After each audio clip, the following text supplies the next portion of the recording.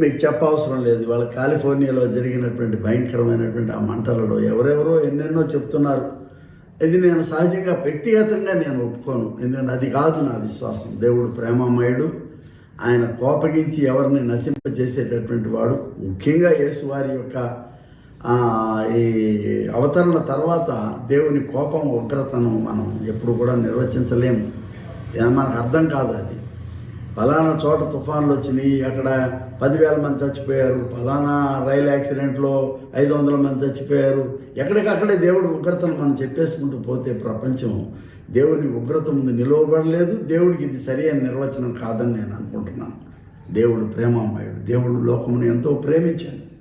ఆయన ప్రేమ ఇప్పుడే కదా మనం విన్నాం. ఆయన ప్రేమ సంతోషం పరిపూర్ణం కావాలంటే మీరు ఒకరినొకడు ప్రేమించుకోమనే వ్యక్తి ఆయన మనల్ని ప్రేమించకుండా ఉంటాడా? ఎక్కడో జరిగినటువంటి పొరపాట్లు